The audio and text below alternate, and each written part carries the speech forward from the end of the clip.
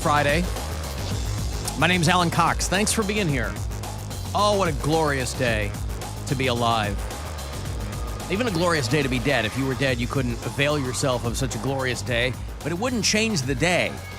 You just wouldn't know anything about it.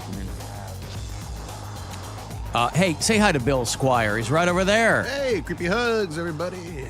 Mary Santora is here, too. Hello, friends. And Poundcake is back in Studio G.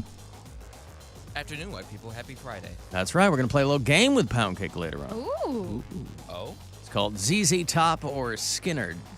I mean, listen, it's kind of well-tread ground if you're a regular listener to this show, but I do love it so because I love both bands. And this way it narrows the field for Poundcake. It's a binary choice, right? A lot of times I'll play a song for him. And it's not like I'm setting him up. I just like to know how his brain works when he hears a piece of music. Sometimes he'll really kind of gather some of that information by osmosis, you know. Say again? At least you're being nice about it and narrowing it down from ZZ Top or Skinner. Yeah, it's a coin flip, right? Yeah. But to the untrained ear, they can probably sound very, very similar. So time permitting, later on, we'll do this. If you'd like to join us, please do. 216-578-1007. 800-348-1007 if you want to send me a text.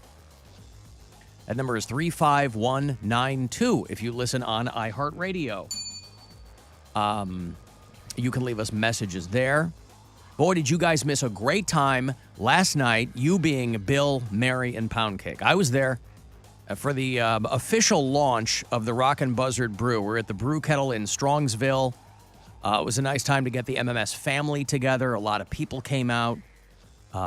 Charlie and I did the first official pours of it. It was so fun.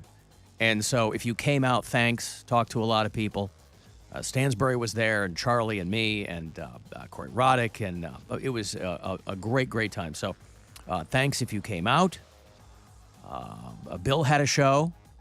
Mary had a show. Right. Bill had a couple of shows. I did Parma Pit Stop, which everybody that came out that, thank you very much. That was a blast. And so I get there, and these two people are waiting for me in a booth. Amy Krakowski, our intrepid promotions manager, she goes, hey, these two people over there in the booth have been waiting to talk to you. And I go, okay, cool. As soon as I walk in, because I just haul ass after the show, everybody else had been there like since 5. It was a 5 to 8 thing, and so I figure I'll get out there and enjoy the last hour of it, and I hung out a little bit longer than that, but towards the end of the night, I turn around and everybody's gone. I don't know how that happened. I guess everybody, what I heard was everybody thought that I had left, and I hadn't. But nevertheless, so I first get there, and there's a couple people sitting there in a booth. And once in a while, I'm real good with faces, but I'm awful with names. Once in a while, I will happen to remember a name, and it makes me look like I'm really paying attention. And it was a woman who was out at the Polar Blast with her friends who were fans of the show. She had no idea who I was and had never heard the show. Fast forward to last night, and she said after the Polar Blast, she'd started listening to the show and thinks it's great, blah, blah, blah, and wanted to have a chat. And it just so happened that I remembered her name, and it made me seem really, really kind of tuned in. But she was the one who's Karen. Oh.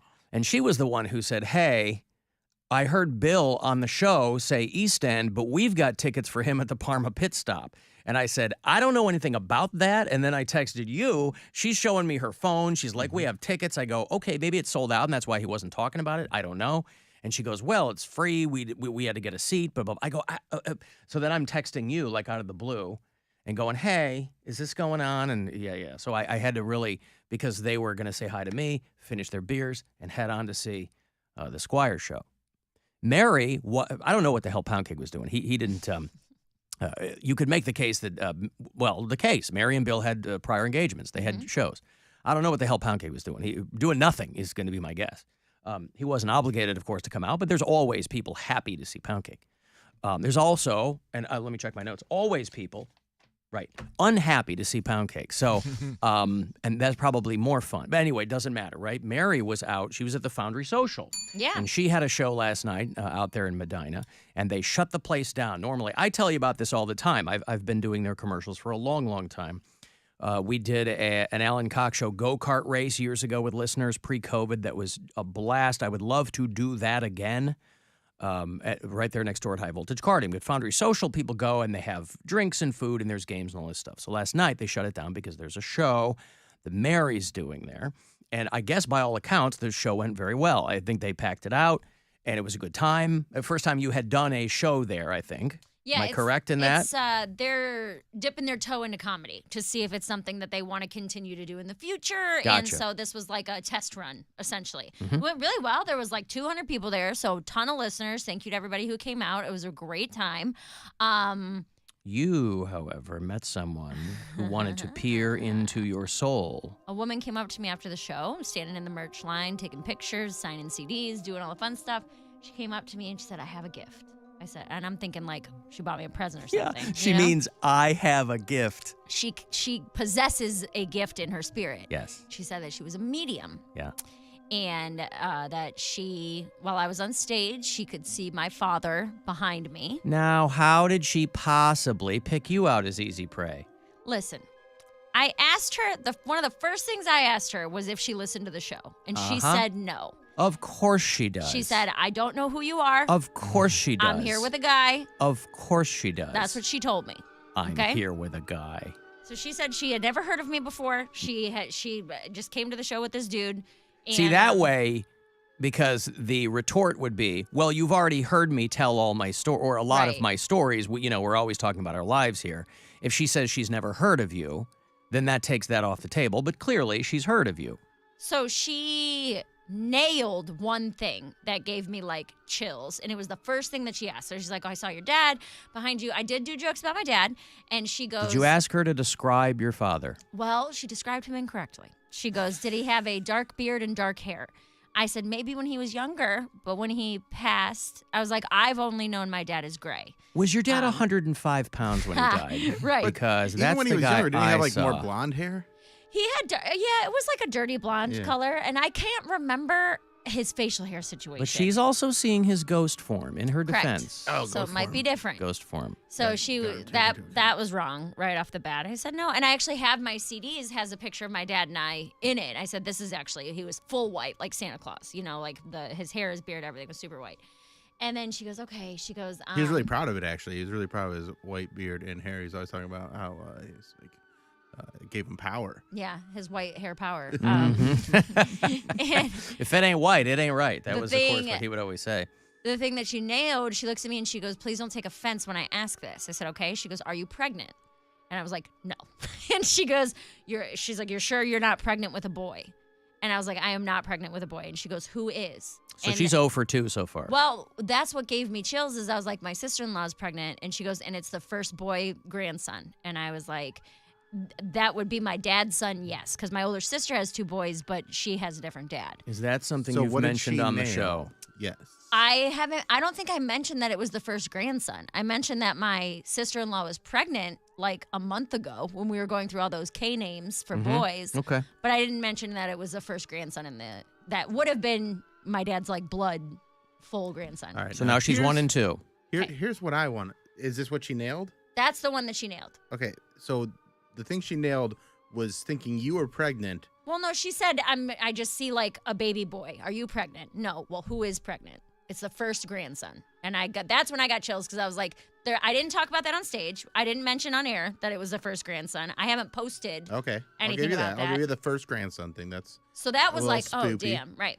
So, but then she was like, okay, what does, she's like, I'm getting an A month, like April, August. Do those mean anything to you? Is that like your birthday? And I was going through it in my head. There is not a single birthday in April or August. Not one in my entire family. I was like, I'm it's not Buzzard sure. Fest, dummy. August That's what it was. 4th at August Victory 4th. Sports Park in Thank you. North Ridgeville. Get your tickets now. buzzardfest.com. Well, and then she was like playing with her hand. She goes, I don't know. He keeps saying an A month. It's either April or August. And she goes, and it's my ring finger. Like, are you engaged? Did you get married in April or August? I said, no, I'm not engaged. I live with my boyfriend, blah, blah, blah. But I also made Boy, a she joke. keeps swinging, doesn't she? I made a joke that was like talking about Brian and I getting on proper medication and then saying that I think we might get engaged this year because of it. So I was like, okay, you took that from my set. And then someone made a reference to Jenna, the caller. So I said something about Jenna on stage. And then she asked me if I had a friend in my life named Jennifer. Oh, my And I was God. like, no, like, I don't know. I don't have anybody close to me named Jennifer. So there were a few things that I'm like, okay, she totally took this from my set. Like, and then, but the thing about the first grandson definitely like struck a nerve. Because I mean, your older sister has. She has two she has sons, 3 sons. but she's not biologically your right. dad. Okay, She all has right. a different dad. Yeah. So that if my dad were alive, my brothers would be my dad's first blood grandson, if that makes sense. But yeah, so she swung and missed on the way that he looked like the First blood grandson, starring Sylvester Stallone. They drew first blood, not me. But she got that, and then there was there was something else. There was a couple other things that she was asking that it was. So just to recap, for those of you who are new to the show, Mary hates magicians, people who tell you they're lying to you, mediums who are actual liars and pretending to be telling you the truth. She's way into it. Way into it. There you Love go. it. All right. Love it How much so money did you give her?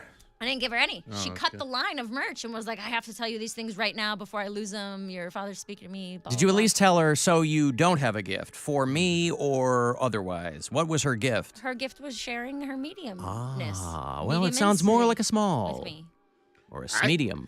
To me, it sounds like you're being haunted by a guy with a dark beard. Right, maybe. He Yeah, was standing behind me on stage. Oh, Right. and at one What point, if she did actually see someone behind you, but it's not your dad? right, it's just It's a like, random dude oh, it's with dark hair Rasputin or who was born something. in April. Right.